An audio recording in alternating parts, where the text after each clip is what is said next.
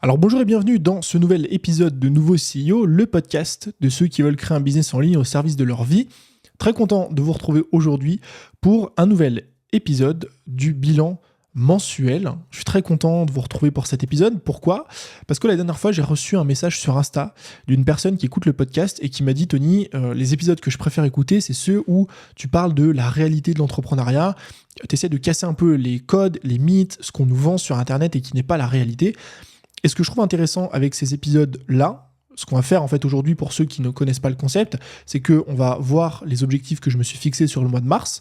On va analyser ensemble les résultats. Est-ce que oui ou non je les ai mis en place ? Qu'est-ce qui s'est passé si c'est pas le cas ? Quels sont les résultats si j'ai réussi à atteindre ces objectifs ? Et finalement, sans filtre, je vais partager avec vous ce qui se passe au jour le jour dans mon business. Et je pense, parce que vous allez le voir, que ça va en rassurer plus d'un.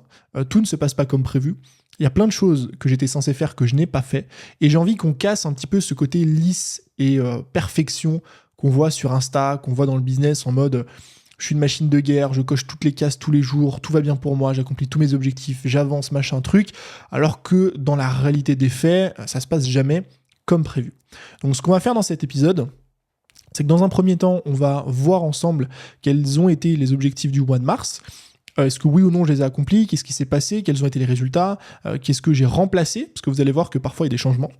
On va voir ensemble comment faire une bonne analyse d'objectifs, quels ont été les impacts finalement de ces résultats-là sur mon business et les objectifs du mois prochain, mois d'avril, et quelques leçons, sujets intéressants que j'ai pu entrevoir durant les 30 derniers jours. Alors, concernant les objectifs du mois de mars, je m'en étais fixé 3. Le premier, c'était de finir et de lancer ma formation productivité. Vous vous en doutez, parce que je n'en ai pas parlé, ça n'a pas été fait. Ça n'a pas été fait, mais pour une bonne raison. En fait, la formation est presque terminée. Quand je dis presque terminée, ça veut dire quoi ? Ça veut dire que moi, j'ai terminé toute la structure. Il me reste juste à tourner et mettre en ligne, donc tourner, monter la formation. Et j'ai mon équipe qui s'occupe de la partie marketing, donc ça me prend pas de temps. Le truc, c'est que cette formation, j'en ai déjà parlé, m'a pris énormément de temps à être créée. D'habitude, structurer une formation, ça me prend peut-être une dizaine d'heures maximum. Sauf que là, ça m'a pris 2-3 fois plus de temps. Pour la simple et bonne raison que cette formation productivité, elle est complexe dans le sens où elle n'a pas de cadre. Si vous vous baladez sur Internet, il existe des dizaines de techniques ou méthodes différentes quand il s'agit de productivité. On a la méthode Pomodoro, il y en a qui vont vous dire oui, il faut faire des sprints de 90 minutes, puis revenir en arrière, machin truc. Et toute la complexité de ce programme, c'était de créer un truc qui est universel, qui va fonctionner peu importe la façon dont vous aimez travailler, qui va fonctionner peu importe votre statut, que vous soyez freelance ou que vous soyez entrepreneur, c'est-à-dire que vous vendez des formations, du coaching, vous avez des équipes, ce genre de choses, et qui va vous aider, peu importe si vous êtes plutôt du matin, de l'après-midi, enfin bref, qui va vraiment s'adapter à n'importe quelle situation, mais en même temps qui ait une suite logique dans le programme. J'ai eu du mal, honnêtement, j'ai eu beaucoup de mal à arriver à ce perfectionnisme-là, mais j'y suis arrivé et j'en suis extrêmement content. Maintenant, le programme est créé, mais il n'est pas sorti. Il va sortir d'ici 1 mois, donc fin avril. Et la raison pour laquelle il n'est pas sorti, c'est parce que, ça me permet d'annoncer une bonne nouvelle, les précommandes de mon livre arrivent la semaine prochaine. Donc je sors ce podcast le mardi 26 mars et les précommandes arrivent le 2 avril, donc dans une semaine pile poil. Et en fait, ce qui a fait qu'on a décalé le lancement, c'est que je ne voulais pas qu'il y ait 2 lancements qui se chevauchent. C'est-à-dire le lancement de la formation productivité et les précommandes du livre. Ça allait vraiment être collé. La formation allait fermer ses portes le 1er avril et les précommandes le 2. Pourquoi ? Parce que je trouvais que ça faisait beaucoup trop. Je trouvais que y a des gens qui allaient être emmêlés. On va créer pas mal de contenu pour les précommandes, donc je voulais pas que ça fasse too much. Et surtout, je voulais investir 100% de mon temps et de mes efforts sur les précommandes du livre, qui sont, à l'heure actuelle, le projet le plus important pour moi. C'est pas le plus rentable, mais c'est le plus important, et je voulais pas passer à côté de ça. Donc c'est la raison pour laquelle le premier objectif de lancer la formation n'a pas été atteint, mais c'est pas forcément pour une mauvaise raison. Le deuxième objectif que je m'étais fixé, ça a été de tourner 2 mois de contenu, donc c'était de tourner 2 mois de contenu YouTube, c'est-à-dire 8 vidéos YouTube pour les 2 prochains mois et avoir de l'avance. Ça n'a pas été fait. Absolument pas. J'ai même pas tourné une seule vidéo YouTube, j'ai rien publié depuis des semaines maintenant. Et la raison qui explique ça, c'est que j'ai absolument pas eu le temps. Voilà, il y a des fois, il faut admettre qu'on n'a pas eu le temps. C'est pas parce que j'ai pas bossé, c'est pas parce que j'ai mal géré mon temps, je me suis mal organisé. C'est juste qu'en fait, il y a des projets qui sont ajoutés, notamment un dont je vais vous parler juste après, et des projets qui ont pris plus de temps que prévu, qui ont été mal timés. Et c'est un peu la problématique, on peut pas passer à côté de ça hein, quand on lance un projet. Il faut pas vous en vouloir si c'est votre cas. En fait, le livre, par exemple, les précommandes du livre, je pensais que ça allait prendre un certain temps donné, donc je vous dis une connerie, ça va me prendre 10 heures de préparer le pré-lancement, enfin le lancement des précommandes, sauf qu'en réalité, ça a pris 2 fois plus de temps. Et je ne pouvais pas savoir que ça allait prendre 2 fois plus de temps, étant donné que je ne l'avais jamais fait. C'est un peu le problème de lancer des nouveaux projets. C'est pour ça que j'arrive très bien à gérer les lancements de formation, parce que j'en ai tellement lancé que je sais le temps que ça prend. Donc c'est pour ça que je ne vais pas non plus m'auto-saboter, me flageller, parce que j'ai pas géré mon temps, je ne savais pas combien de temps ça allait prendre, c'était la première fois. Donc on a eu les précommandes du livre qui ont pris plus de temps que prévu, j'ai pas pu gérer. On est en cours de création d'une nouvelle société avec Jess pour un projet qui va sortir en mai. La création de cette nouvelle société, ce projet prend plus de temps, beaucoup plus de temps que prévu. Et pareil, ça, on l'avait mal timé parce que c'était la première fois qu'on faisait un truc comme ça. Donc pareil, c'est pour ça que j'ai moins de temps à disposition. Et la troisième chose, c'est qu'on a eu la finalisation de notre achat immobilier. Donc, on a acheté un bien de 160 mètres carrés qu'on va diviser en 3 appartements. Et on a enfin signé, récupéré les clés et on est allé sur place, visiter, voir si tout était OK. On a fait appel aussi à des équipes, on leur a fait visiter les biens pour qu'ils nous fassent des devis afin de faire les travaux, ce genre de choses. Et donc ça, pareil, c'était pas compté entre guillemets dans les objectifs le mois dernier parce qu'il n'y avait pas de date, parce qu'on savait pas que ça allait prendre autant de temps, etc. Donc je m'en veux pas de ne pas avoir finalement tourné mes 2 mois de contenu parce que j'avais des choses qui n'étaient pas forcément prévues. Le troisième objectif que je m'étais fixé, et pour le coup qui a été accompli, c'était de restructurer un petit peu mon business. Et quand je dis restructurer, ça ne veut pas dire virer mes équipes et recruter plein de nouvelles personnes. Restructurer mon business, c'est vraiment juste reprendre un petit peu, remettre à plat un petit peu tout ce que je mets en place, que ce soit la création de contenu, que ce soit envoyer des emails, des machins, des trucs à mon équipe, bref, tout ce que je mets en place dans mon business. Et l'idée, c'est que de temps en temps, une fois tous les 3 mois environ, j'essaye de nettoyer un peu les process. Pourquoi ? Parce que quand vous commencez à bosser avec une personne, une équipe, vous mettez en place un certain cadre. Dites voilà, je sais pas, moi par exemple, je fais mon accompagnement hebdomadaire, j'envoie une FAQ à mes clients tous les lundis. Eh bien, cette FAQ, je la tourne, je l'envoie à mon assistante, elle la met en ligne, elle met le timecode, etc. Et en fait, petit à petit, au fil des mois, vous modifiez quelques trucs parce que vous vous rendez compte que c'est pas comme ça qu'il fallait faire, mais plutôt comme ça, et ainsi de suite. Donc, il y a d'autres éléments qui viennent se rajouter, et ça, vous ne l'aviez pas mis dans le process. Et donc, c'est pour ça que tous les 3 mois environ, je nettoie un peu tout ça, je refais les process, je communique à mon équipe les nouveaux process à mettre en place afin d'avoir un business qui est vraiment carré. Ils ont juste à suivre finalement les process pour que tout soit rodé. Et c'est un truc qu'on a fait notamment sur la gestion des comptes Insta, parce que on a rajouté le compte Insta de nouveau CEO. Moi, sur mon compte, je publiais à la main en ce moment parce que j'avais plus du tout de stock et que ça n'allait pas du tout. Et donc là, ça y est, j'ai repris le rythme sur Insta avec 3 contenus par semaine. Sur le deuxième compte, on est aussi à 3 contenus par semaine et je ne gère absolument rien. Donc c'est pour ça que j'en suis assez content. C'est quelque chose qui va me faire gagner pas mal de temps sur les mois à venir. Donc voilà un petit peu concernant le bilan du mois de mars. Et il y a un truc que je vous invite à faire qui est assez intéressant parce que je vous parle depuis le début des objectifs, de voilà, il faut faire ça, il faut accomplir ça, c'est ce que je me suis fixé. Et en même temps, j'ai un air un peu détaché. C'est-à-dire que, j'ai pas accompli un truc, c'est pas très grave. Et il y a une chose que je fais à chaque fois que je me définis un objectif, je me fixe un objectif et que je l'analyse, c'est que je me demande forcément si oui ou non l'objectif a été accompli. Si oui, tant mieux, quels sont les résultats, machin, super. Sinon, je m'arrête pas là. Le problème de la plupart des gens, c'est qu'ils s'arrêtent là, ils se disent « Ok, je l'ai pas accompli », donc on commence à s'auto-flageller, on commence à se remettre en question, à se dire que ça va pas, ce genre de truc, alors qu'il faut pousser un petit peu l'analyse. Moi, je vous invite vraiment, si vous êtes fixé un objectif sur un mois donné, sur 15 jours, 6 mois, peu importe, sur une année, d'aller chercher un petit peu plus loin. Ok, je l'ai pas accompli, pourquoi ? Quelles sont les raisons qui ont fait que cet objectif n'a pas été atteint? Est-ce que j'ai changé d'objectif ? Ce qui est tout à fait possible, et en aucun cas c'est un problème. parce que objectif 1 an, en fait, en cours d'année, vous avez changé de vision, de machin, de lifestyle, de trucs, donc ça a changé. Est-ce que j'ai manqué de temps ? C'est possible de manquer de temps si on a un imprévu perso, si on a un imprévu pro, si on a un truc qu'on a mal timé parce que c'était la première fois. Est-ce que à la place de ça, j'ai mis quelque chose en place, donc autre chose en place qui sert quand même mon business ? Et dans ce cas-là, c'est pas un échec, c'est juste que y a un autre projet, une opportunité qui est venue, il faut pas s'en vouloir de saisir les opportunités. Et essayer d'élargir comme ça avec plein de questions. Est-ce que j'étais fatigué ?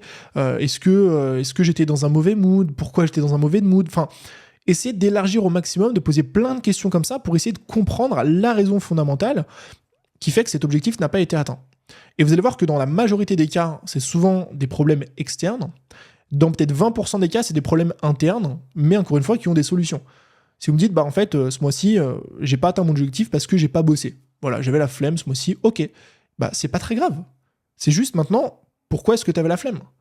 Est-ce que tu étais fatigué ? Est-ce que c'était pas le bon moment ? Est-ce que tu as eu des problèmes ? Ou est-ce qu'il y avait rien de ça ? Mais juste, l'objectif te drive pas, le business te drive pas, l'argent te drive pas. Dans ce cas-là, on a des réponses à nos questions, il faut trouver d'autres drives que ça. Et ça reste très intéressant. Faut pas juste se dire, je m'arrête en mode, ok, j'ai pas accompli, je suis une merguez, voilà. Non, faut aller chercher un petit peu plus loin que ça. Donc, moi, je vous invite vraiment à vous poser ces questions, parce que moi, ça m'aide beaucoup. Voilà, vous voyez, ça fait 2 mois que je dois lancer ma formation productivité, elle n'est pas sortie, j'en fais pas des caisses, c'est pas grave, parce que à la place, je mets d'autres choses en place dans mon business, j'essaie d'accomplir d'autres objectifs. Maintenant, tout ça, forcément, a eu un impact dans mon business. Le premier impact, c'est que depuis quelques semaines maintenant, j'ai une moyenne, on va dire, perte de traction sur YouTube. Elle n'est pas grosse non plus, parce que l'avantage de YouTube, c'est que quand vous mettez en place du SEO, c'est-à-dire des vidéos référencées, ces vidéos continuent à vous amener du trafic, même des mois et des années après.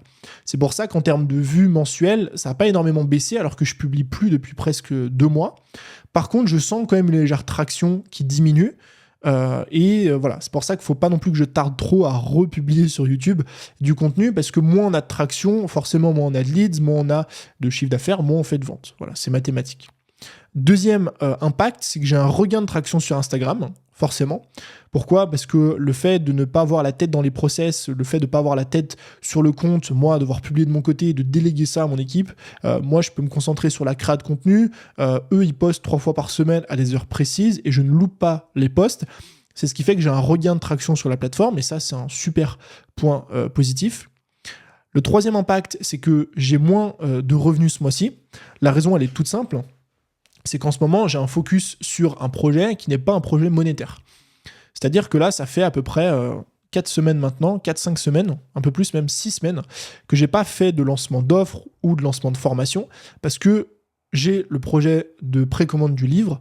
Ce projet, je bosse dessus depuis 1 an. C'est un livre dans lequel j'ai tout mis. J'ai absolument mis tout ce que je savais en termes de business. Évidemment, encore une fois, il y aura le lien juste en dessous pour le précommander dès la semaine prochaine, mais voilà, ça passe bien avant le lancement d'offres, de formation court terme, parce que, à mon sens, c'est le projet le plus important que j'ai aujourd'hui dans mon business.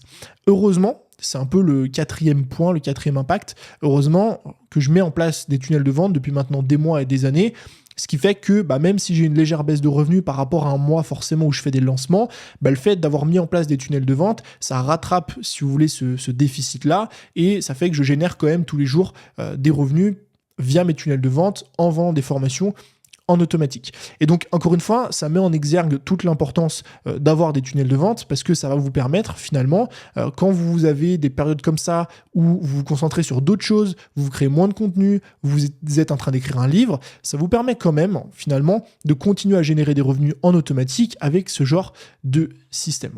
Donc maintenant qu'on a vu un petit peu toute la partie objectif, quel a été l'impact, ce genre de choses, on va parler des objectifs du mois d'avril. Premier objectif, en fait, c'est le gros focus du mois, bon, vous l'aurez compris, j'imagine, c'est de lancer les précommandes de mon livre. Et là, pour le coup, j'ai pas d'objectif fixe et précis, encore une fois, parce que c'est la première fois que je fais ça. Je ne saurais pas vous dire si on va faire 50 ventes, 100 ventes, 500 ventes, 1000 ventes, 2000 ventes, 5000 ventes, 10 000 ventes, je n'en ai aucune foutue idée. Je vais juste faire tout ce qui est en mon pouvoir pour essayer d'avoir un maximum de parution, d'être un maximum visible, et que mon livre soit un maximum précommandé, parce que je suis intimement convaincu que c'est un livre qui va aider beaucoup d'entrepreneurs, ou qui se lancent, ou qui veulent se lancer, ou qui se sont déjà lancés et qui veulent aller plus loin. Mais vu que c'est la première fois que je fais ça, je ne sais pas du tout à quoi m'attendre, mais ça reste quand même forcément le gros focus du mois, parce qu'à l'inverse d'un lancement d'offres, de formation, ce genre de trucs qui me prennent peut-être un mois de travail, ça fait 1 an et demi que je bosse dessus.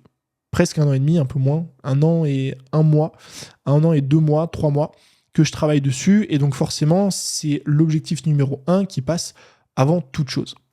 Deuxième objectif, c'est d'avancer et de lancer finalement le nouveau projet, la nouvelle société qu'on va lancer avec Jess en mai.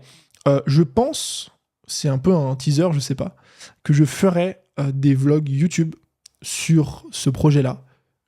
Ça reste encore en réflexion parce que ça va me prendre un peu de temps, mais c'est un projet qui est assez intéressant. Et donc je pense que c'est un format qui peut bien marcher, enfin qui peut être sympa en tout cas par rapport au projet de faire des vlogs sur le sujet. Donc je vais voir si je le fais ou pas. Mais en tout cas, il faut qu'on continue à avancer parce que le lancement arrive en mai et qu'il y en a plein de choses à préparer et à faire en amont. Et encore une fois, c'est quelque chose qui devrait intéresser beaucoup d'entrepreneurs et de créateurs de contenu. Donc c'est pour ça que je le mets en second objectif. Et troisième objectif, c'est enfin de lancer ma putain de formation sur la productivité, formation qui devrait sortir fin avril et que je dois sortir depuis maintenant presque 2 mois. Et pourquoi j'ai tant envie de la sortir, non pas pour générer beaucoup d'argent et faire plein de ventes, mais parce que je sais que c'est une formation qui va aider énormément d'entrepreneurs. Ça fait des années qu'on me demande des conseils sur la productivité, ça fait des années qu'on me demande des systèmes, qu'on me pose des questions sur la façon dont je m'organise, etc. Donc je gère toutes ces choses à la fois en bossant seulement 20 heures par semaine, 15 heures par semaine parfois. Et en fait, j'ai hâte de la sortir parce que je sais qu'elle va aider beaucoup d'entrepreneurs. Et pour le coup, c'est acté, je vais pas passer à côté, elle sortira fin avril. Je me suis mis un petit bonus quand même, c'est de reprendre les vidéos YouTube. Voilà, c'est en bonus, je pense pas le faire, honnêtement, mais je me dis, bon, si j'arrive à gérer tout ça, dans un monde où tout se passe bien et j'arrive à tout gérer, peut-être que je prendrai 1 ou 2 jours pour tourner 1 ou 2 vidéos YouTube pour prendre un peu d'avance et rajouter un peu de traction sur ma chaîne. Maintenant, je vais vous partager les leçons importantes. Ça, c'est un nouvel onglet que je vais rajouter à ces bilans que je trouve intéressants, des leçons importantes que j'ai pu apprendre, retenir, lire, ce genre de choses sur le mois en cours par rapport aux choses que j'ai vécues, aux choses que j'ai entendues, vues passer, discussions que j'ai pu avoir. Le premier qui est très important et bizarrement ça fait écho ce mois-ci avec ce que je vis et ça fait écho parce qu'il y a plein d'entrepreneurs qui le partagent et qui le vivent en même temps, c'est que le corps ne ment pas. Le corps ne ment pas et votre corps, votre santé plutôt de façon générale est la chose la plus importante que vous avez aujourd'hui et vous ne devriez jamais sacrifier votre santé, mentale ou physique d'ailleurs, pour votre business et ou pour de l'argent. Je vous en parle pour 2 raisons.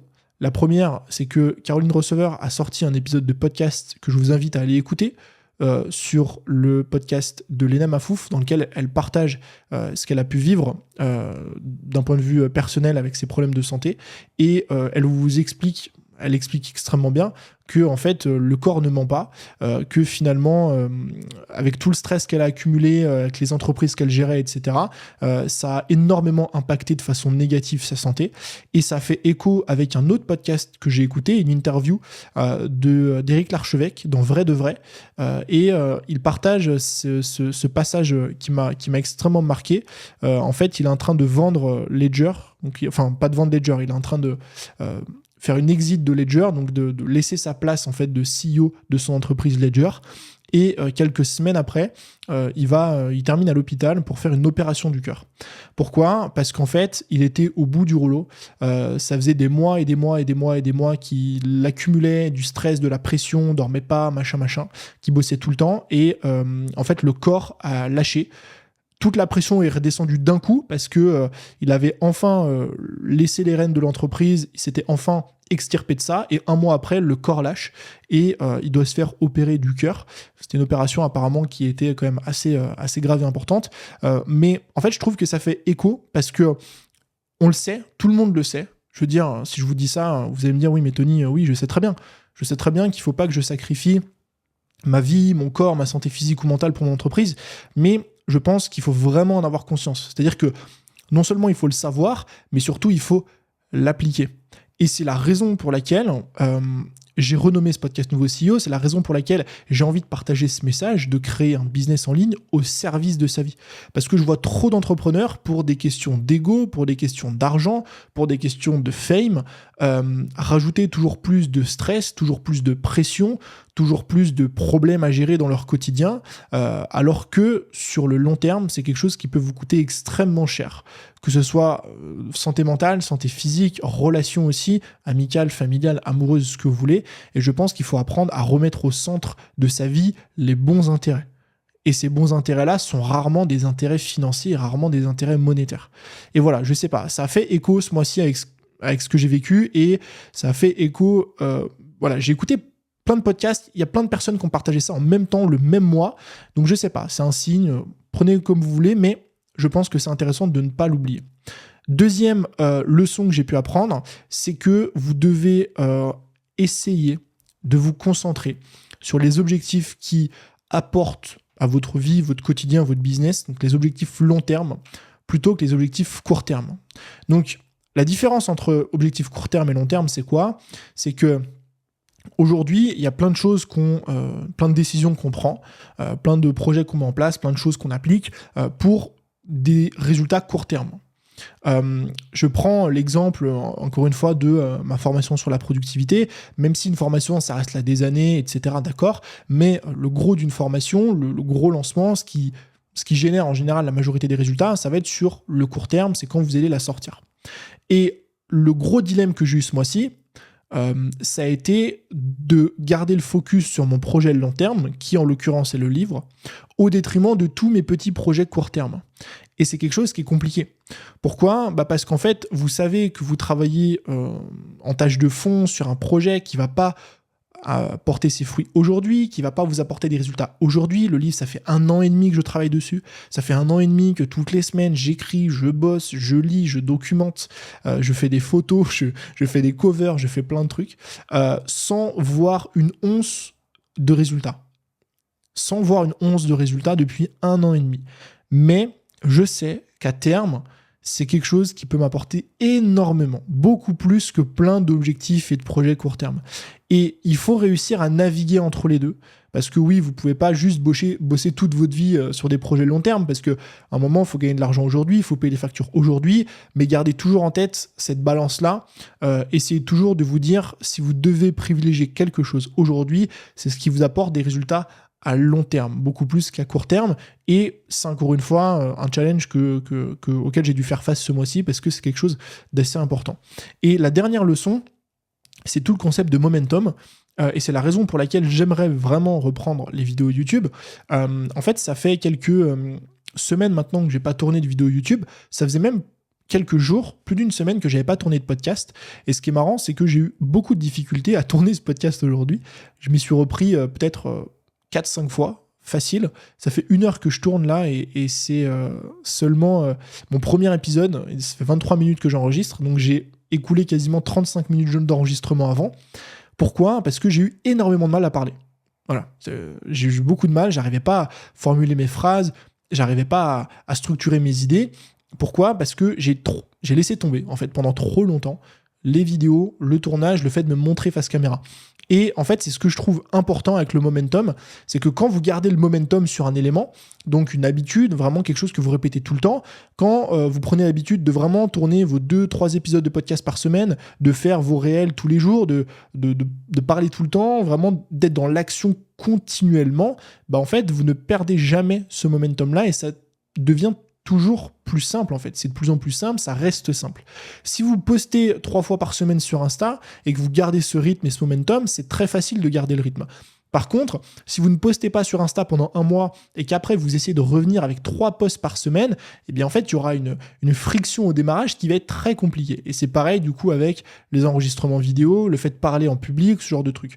Donc je vous invite, même si c'est pas parfait, même si c'est pas aussi bien travaillé, fini que vous l'espériez, de garder ce momentum-là. Parce que le momentum, c'est ce qui va vous emmener sur le long terme le plus loin possible.